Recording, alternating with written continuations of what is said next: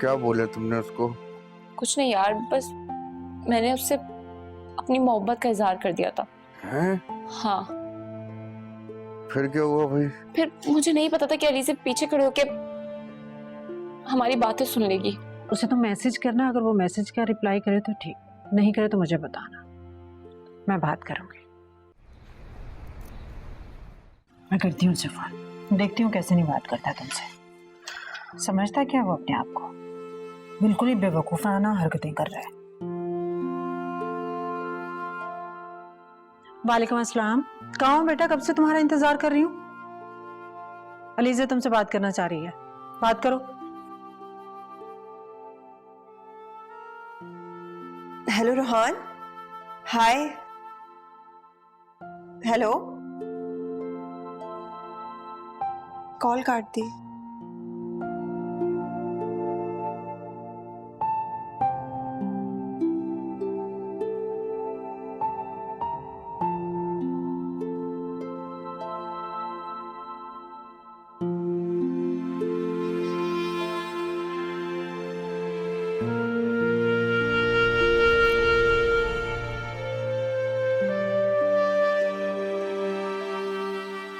रोहान ने कॉल काट दी, मुझसे बात नहीं की,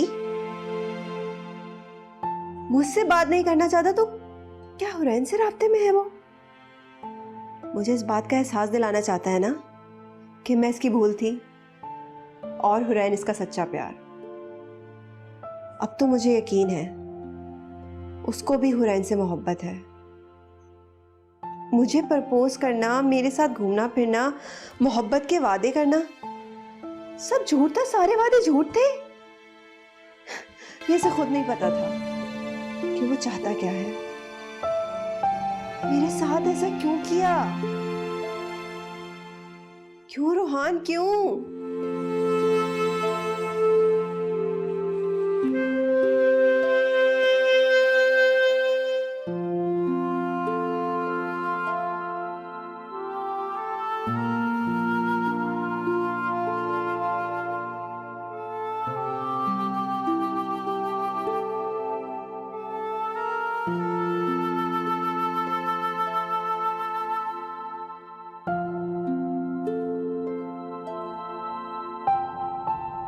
हुरैन, हुरैन,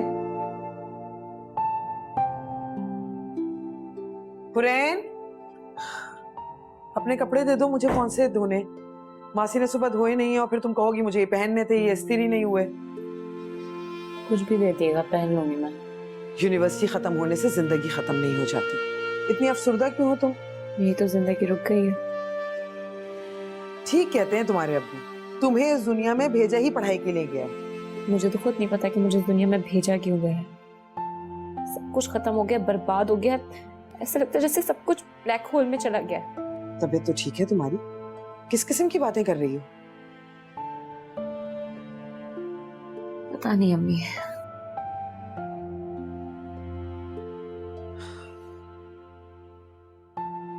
मेरी बात सुनो, मुझे बता सकती हो, एक माँ अपनी बेटी की बेहतरीन सहेली होती है।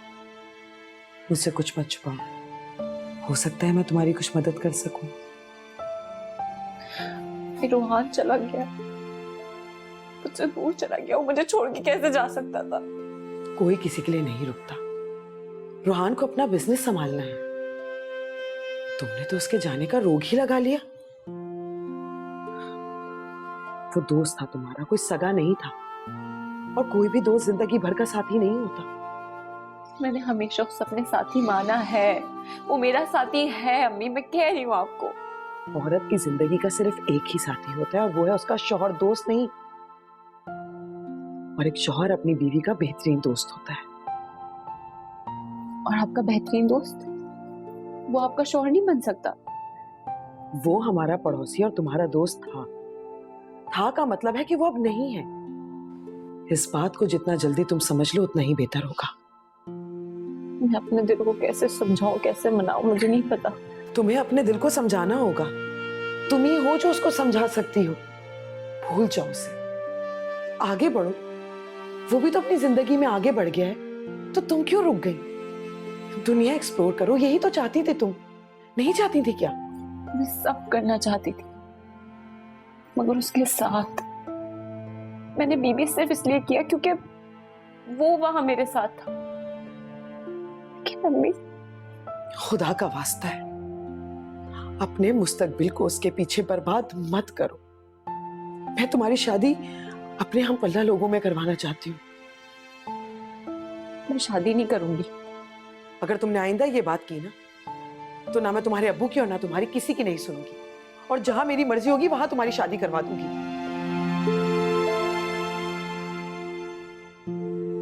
तुम्हें क्या लगता है मुझे अंदाजा नहीं है? तुम मेरा दिल हो, और जब मेरा ही दिल दुखेगा तो क्या मुझे पता नहीं चलेगा? पर अम्मी, मैं उससे बहुत मोहब्बत करती हूँ, बहुत। मैं जानती थी कि तुम उससे बहुत मोहब्बत करती हो, पर तुम्हारे जज्बे का कभी अंदाजा ही नहीं हुआ। अब दिल कटता है मेरा, तुम्हारी उदास आंखें देख के कलेजा फट जाता है मेरा। भूल जाओ उसे, वो तुम्हारा कभी था ही नहीं। और हाँ, अपने अब्बू को कभी इस बात का अंदाजा मत होने देना, चाहे वो तुम्हारे कितने ही बेहतरीन दोस्त क्यों ना हो, क्योंकि कोई गैरतमंद बाप ये बर्दाश्त नहीं कर सकता कि उसकी बेटी के दिल में किसी नामहरम का जिक्र भी हो। अगर उनका एतबार टूट गया तो बिखर जाएंगे वो। ठीक है, जैसा आप कहेंगे वैसा ही होगा। ठीक है, अपने अब्बू को एडमिशन का कहो। मसरूफ हो जाओगी ना तो उसे भूल जाओगी। ठीक है। हाँ, हम ना मिलके घर रेनोवेट करेंगे, खूब सारी शॉपिंग करेंगे, पार्लर जाएंगे, घूमेंगे फिरेंगे। मैं तुम्हें तुम्हारे अब्बा के पसंद के खाने बनाना सिखाऊंगी, वो बहुत खुश होंगे, बहुत मजा करेंगे। ठीक है, चलो अब बिल्कुल परेशान नहीं होना।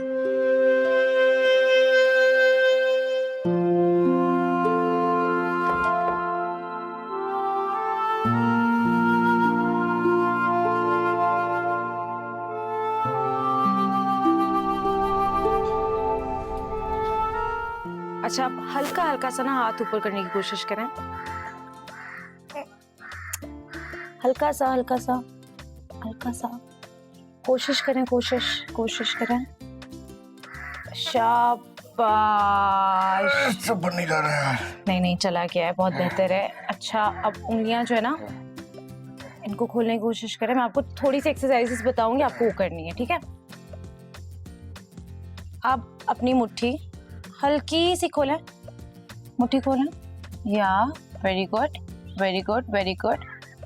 शाबाश, very good, very good. Thank you. अब एक्सरसाइज ही इतनी आसान वाली करा रही हैं। अभी आपके मसल स्टिफ हुए हैं ना, 1-2 हफ्ते में ठीक हो जाएंगे। थोड़ी सी मुश्किल करवाऊंगी।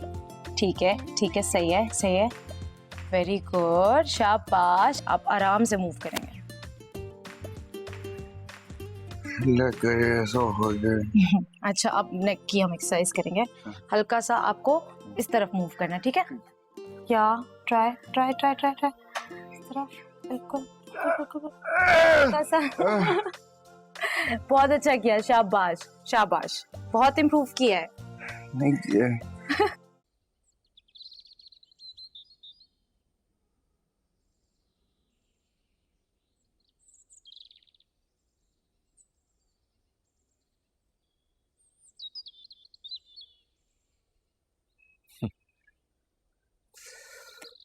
हर वक्त काम काम और काम। थोड़ा सा टाइम अपने आप को भी दे दें, वरना इस काम का कोर्ट मार्शल हो जाएगा। और आप हमेशा आंधी और तूफान की तरह ही आते हैं। अभी भी बस उड़ाने के लिए आया हूँ। ये काम बंद करो कि ड्राइव पे चलते हैं। अरे नहीं भाई, मेरी जूम मीटिंग है, उसकी तैयारी कर रही हूँ, बाद में चलेंगे। अरे मैं तो सोच रहा था कि रूहान के जाने के बाद काफी अकेला महसूस कर रही होगी, मगर खुशी हुई देखकर।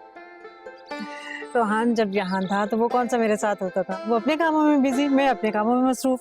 बल्कि मैं जब घर पे भी होती हूँ तो ऐसे ही ऑनलाइन सब चीजें मैनेज कर रही होती हूँ। कैसा है रोहान, उसका काम कैसे चल रहा है? अल्हम्दुलिल्लाह बिल्कुल ठीक है। एचआर टीम मैनेज कर रहा है अभी तो, और कुछ लोग हायर कर रहा है। बल्कि कह रहा था कि वहाँ की लोकल टीम के साथ मिलके कोई शॉपिंग मॉल वगैरह बनाना चाह रहा है। शुक्र है कि हमारे बच्चे एम्बिशियस है, वरना मैं लोगों को देखता हूँ कोई बच्चे अपने बाप के पैसों पे धौंस जमा रहे होते हैं, कोई अपने मामू के ओहदे पे अकड़ रहा होता है। और आपका दिल चाहता होगा कि पकड़कर उनको कोर्ट मार्शल कर दो। उनसे ज्यादा उनके माँ बाप का कोर्ट मार्शल करने को दिल चाहता है, क्योंकि ये उनकी लापरवाही और गलत तरबियत है कि उनकी औलाद बेलगाम हो जाती है।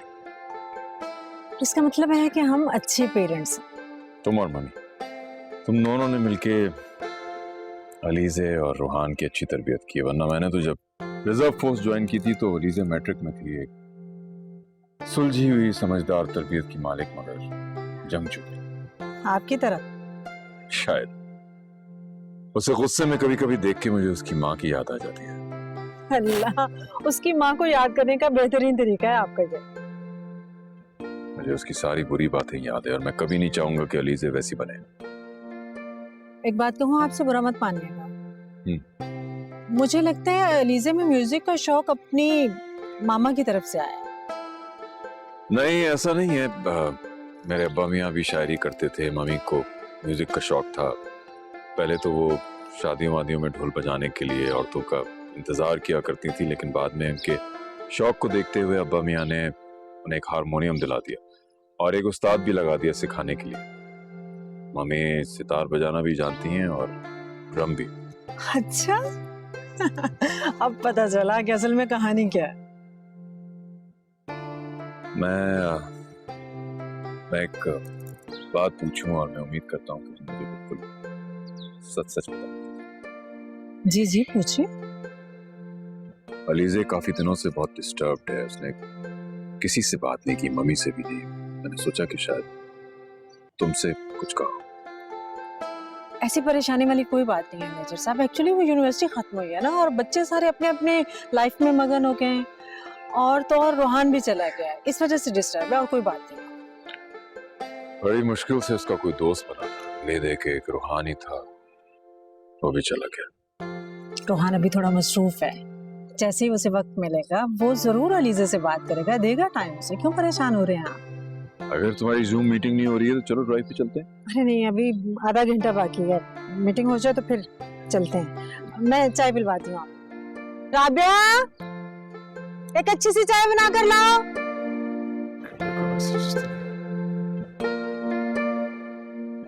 क्या सोच सोच कर हंस रहे हो? असद भाई, यूनिवर्सिटी के दिन याद आ गए जब रोहान को चपड़ासी बनाया गया था।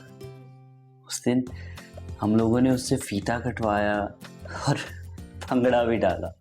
बहुत कलरफुल लाइफ थी तुम्हारी यूनि की। बहुत कलरफुल थी, लेकिन मेरी बेवकूफ़ियों की वजह से यहाँ खो गई। मैं ये नहीं कहूँगा कि पुरानी बातों को भूल जाओ, बस इसी तरह अच्छी अच्छी और मज़े मज़े की बातों को याद करके हंसते रहा करो। तुमसे क्या बेवकूफ़ी हुई, किसने तुम्हें फंसाया और क्या साइड इफ़ेक्ट्स हुए, इन सब बातों को याद करके दिल जलाने का कोई फ़ायदा नहीं।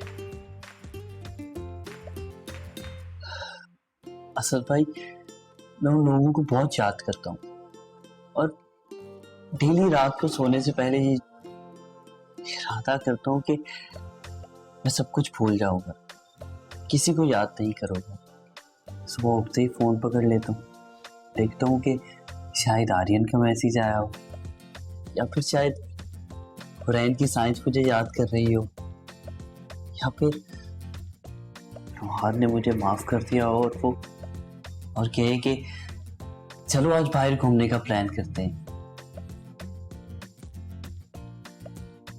या फिर थादी और अलीजे को ही मेरी याद आ जाए।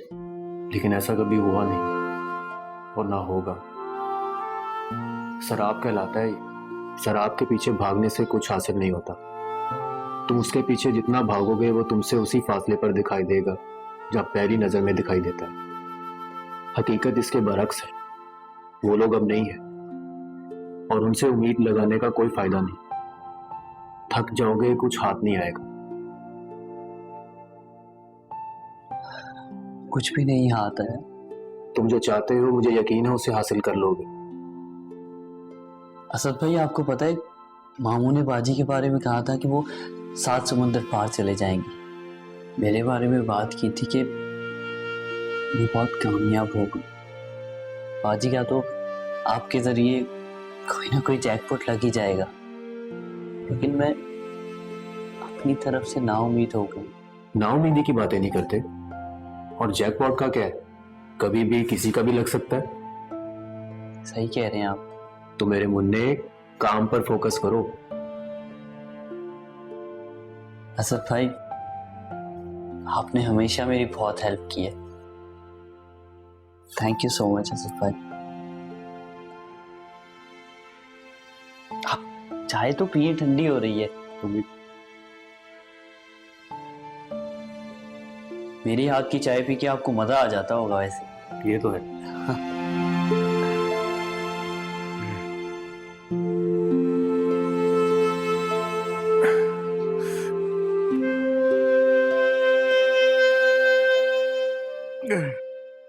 मुझे लग रहा थक गए आप आज। अभी कैसे थकेंगे, अभी तो सफर शुरू हुआ है। इतना दुख लेके कहाँ जाएंगे? दुख देने वाले दुख दे के चले गए, हम तो बस अब गले में ताव डाले बैठे।